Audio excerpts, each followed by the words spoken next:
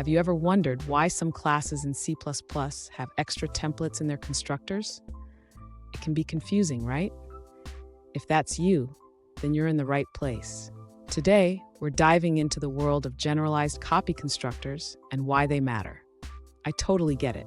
When you first encounter classes like shared pointer with their additional template constructors, it can feel overwhelming.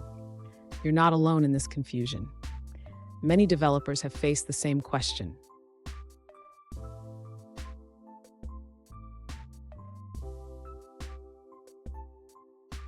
Here's the specific question we're addressing today.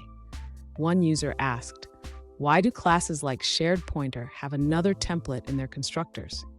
They pointed out that defining a constructor with just the type should be enough. Sound familiar? Let's explore this together. So what's the deal with these extra templates? The idea behind them is to enable polymorphism.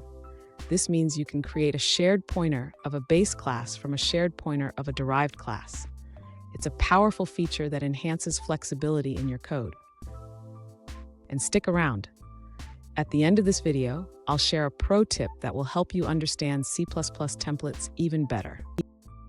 To understand why classes like shared pointer have another template in their constructors, let's first look at the concept of polymorphism. The user should know that polymorphism allows objects of different types to be treated as objects of a common supertype. Now, when the user defines a constructor like shared pointer with an additional template, it enables the creation of a shared pointer for a derived class from a base class. This is crucial for maintaining type safety while allowing flexibility. For instance, if the user has a shared pointer of type A, they can directly initialize it with a shared pointer of type B, where B is derived from A. This is not possible with a single template constructor.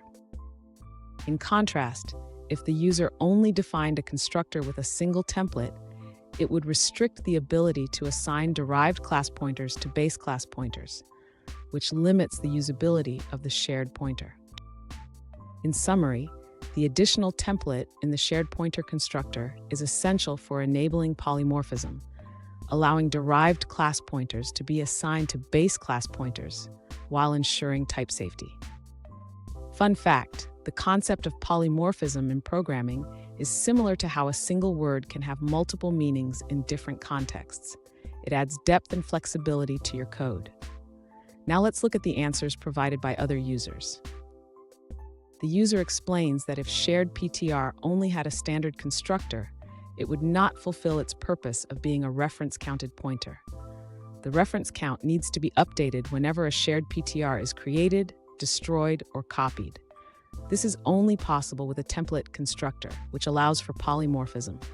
For instance, assigning a derived shared PTR to a base shared PTR would fail without this template. The template constructor ensures that shared PTR behaves like normal pointers, maintaining the expected polymorphic behavior. Here's the pro tip I promised. Always consider using generalized copy constructors when designing your classes. It may seem like extra work, but it pays off in the long run with cleaner and more maintainable code. And there you have it. Now you understand why classes like shared pointer have additional templates in their constructors. Remember, embracing these concepts can lead to better coding practices. If you found this helpful, hit that subscribe button for more insights, and don't miss our next video on advanced C++ techniques.